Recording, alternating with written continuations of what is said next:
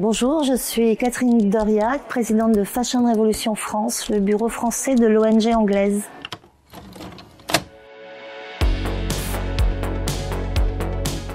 Pourquoi parle-t-on de ces sujets? Parce que si je ne m'abuse, tout le monde porte des vêtements. On a besoin d'air pour respirer, de nourriture pour vivre et de vêtements pour cacher nos nudités. Donc tout le monde porte des vêtements et les vêtements que nous portons sont de plus en plus délétères pour la santé, à l'autre bout du monde pour les gens qui les fabriquent, pour les ruisseaux qui recueillent tous les produits toxiques et aussi pour nous consommateurs parce que ces vêtements sont bourrés de produits chimiques, de perturbateurs endocriniens, occasionnent des déchets qu'on retrouve, évidemment qui sont liés à la surproduction et la surconsommation et les déchets se retrouvent dans la nature, au Ghana, dans des déserts, en Inde et au Pakistan. Et la fast fashion, c'est comme la fast food. C'est un problème environnemental, social, économique. Les gens s'imaginent que parce qu'ils achètent des vêtements parfois un t-shirt au prix d'un café, que c'est mieux pour eux, pour leur portefeuille, mais pas du tout. Parce que ce qu'on oublie d'envisager quand on envisage l'achat d'un vêtement, c'est le prix au porté. Je vais vous donner un exemple très simple.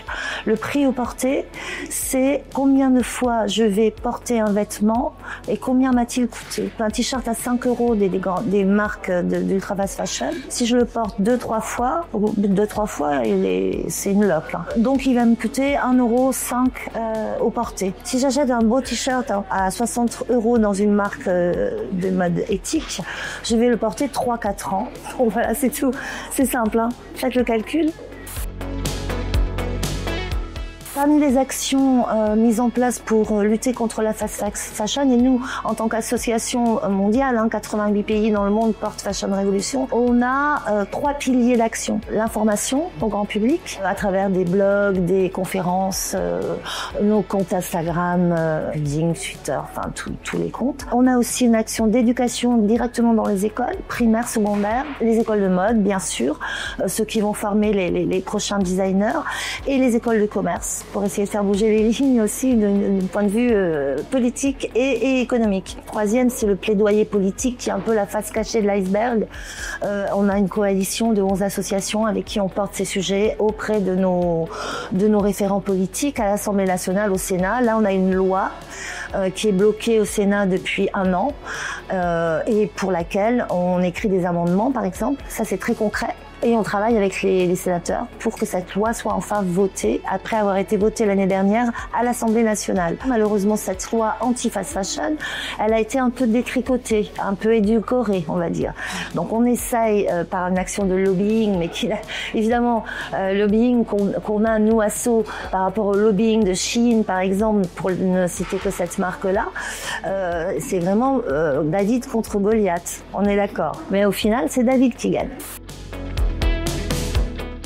Pourquoi est-ce que la fast fashion fait tant de ravages et pourquoi elle séduit tellement le public? Alors, il y a plein de biais cognitifs, il y a plein d'études qui sont faites au niveau des neurones du cerveau, des neuroscientifiques qui s'attaquent aux problèmes, etc. Moi, je crois surtout que le cerveau humain n'est pas capable d'accepter ce qu'il sait. Quand on parle de drame, de changement climatique, de drame de santé publique, etc. On sait, tout le monde sait aujourd'hui, tout le monde sait que la malbouffe, ça entraîne l'obésité, les cancers. Pour la mode, c'est pareil. On le sait, les perturbateurs endocriniens, ça fait 25 ans qu'on en parle. L'épiphase, ça fait 2 ans, mais on en parle beaucoup. Le cerveau n'accepte pas, ne comprend pas. Il est bloqué, en fait. Aujourd'hui, c'est vraiment, vraiment important que les gens acceptent l'idée que les vêtements qu'ils portent tous les jours sont faits de plastique à 69%. Il n'y a pas que les vêtements, il y a aussi tout ce qui nous entoure comme tissu partout, sont faits de polyester. Donc c'est du pétrole, c'est du plastique. Ce plastique, il nous entoure de partout et il provoque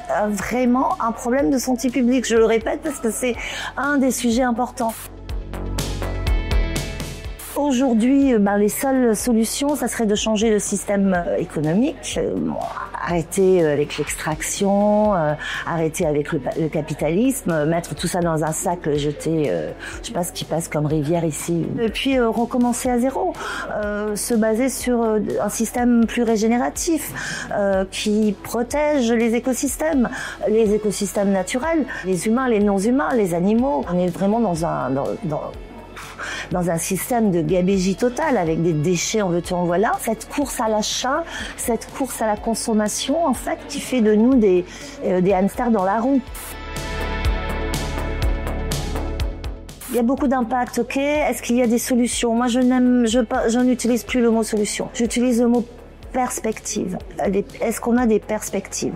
Oui, et on en a. Donc, on a parlé de la régénération, une nouvelle économie. Cette économie, elle s'ancre dans les territoires. Le sujet de la Fashion Revolution Week cette année, c'est Think Global, Act Local. Penser global, agir local. C'est la raison de notre venue ici, pour travailler avec justement nos référents locaux. Le café Flax, par exemple, à Clermont-Ferrand, qui est un café associatif qui propose toute l'année, je dis bien toute l'année, des solutions à, j'allais dire à la malbouffe, mais non, à la malarmoire. À la malarmoire, voilà. On ne porte que 30% des fringues qu'on a chez nous. Hein. C'est quel que soit le niveau CSP, donc les 70% restants, faut en faire quelque chose. Soit on les donne, on les échange, on les donne à des associations, on les répare, on les transforme. Ça, c'est déjà des solutions. Alors, c'est des solutions à petite échelle, mais c'est à petite échelle qu'il faut commencer. Il faut commencer par soi, sa famille, son groupe de voisins, ses collègues au travail, et puis petit à petit on va arriver à son maire, à son député, et puis on va s'aimer comme ça. Quand on me demande ce que c'est que l'inverse de la fast fashion, tout simplement la slow fashion, une mode plus lente, une mode qui se base sur l'éthique, c'est-à-dire fabriquer avec goût d'abord parce que c'est de la mode, hein, on a besoin d'être beau, hein, donc on a envie que ce soit désirable, mais fabriquer surtout sur des valeurs éthiques, des bons salaires pour les gens qui travaillent dans cette chaîne textile, mais aussi des matières naturelles, des fibres locales. En France, on a la laine, le lin, le chanvre, il y a le renouveau de l'ortie, on va avoir de quoi faire. Alors ok, c'est 0,4% des fibres mondiales, mais si tout d'un coup la majorité de la population arrête d'acheter du pétrole et du polyester, il faudra bien habiller les gens. Moi, je dis qu'on a assez pour habiller les gens jusqu'en 2100. Mais quand même, on a besoin de changer de vêtements. Les jeunes générations, ils ont besoin d'appartenir à une tribu, d'avoir un style qui leur correspond. Mais la seconde main, c'est quand même pas mal aussi. Aller fouiller, chiner. En plus, il y a le côté un peu chasse. Alors, on est quand même des sapiens. Hein. Sapiens, c'est l'esprit, le corps, la main. Donc la main, c'est pour coudre. L'esprit, c'est pour aller chercher. Et le cœur, c'est pour penser aux ouvriers qui fabriquent nos vêtements de l'autre bout du monde.